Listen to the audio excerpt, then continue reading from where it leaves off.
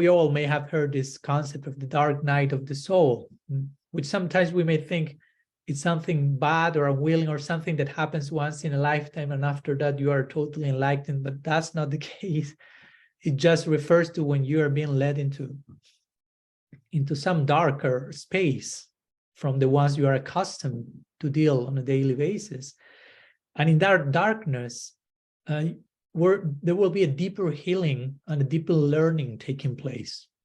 Even if you don't know, even if you don't realize, because it is darkness, you don't see what's going on, but it's going on. And it needs to be in the dark. It needs to be beyond our awareness, because sometimes if something happens in the context of our awareness, we may run away from it, as embarrassing as that may sound. And to be honest, if we really knew what we are called to relinquish in our spiritual path, our defense mechanisms will never allow us to take that first step even.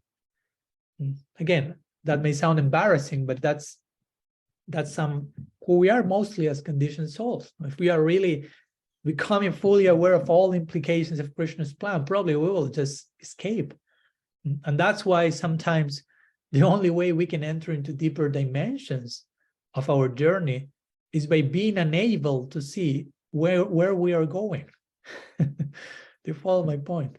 In other words, the night, and we are speaking about the dark night of the soul, the night is dark, not because it is bad. The darkest night for our protection, because certain things need to take place in the darkness, beyond our awareness.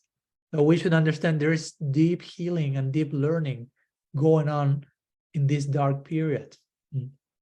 Of course, if we are open and willing to that. So again, we have to be open. Dark night of the soul. There's a very interesting book by a Christian mystic author that I'm about to read called The Cloud of Unknowing. Very interesting also. So we have these ideas, no? Cloud of unknowing, dark night of the soul. And basically we have a name for Krishna. Krishna is Ghanshyam, which means the dark cloud. So Krishna is cloudy, Krishna is dark. In other words, Krishna is working through darkness. Krishna is approaching us in a cloudy way. I'm saying this because sometimes, again, we idealize how Krishna is, how he should approach me, how things should happen, what does it mean to grow and learn. And we have sometimes a very romantic ideal, too romantic. So it doesn't necessarily happen that way, as we can see. And all this helps us to get to know Krishna more, to get to know how he's dealing with us, relating to us, approaching us, loving us, and so on.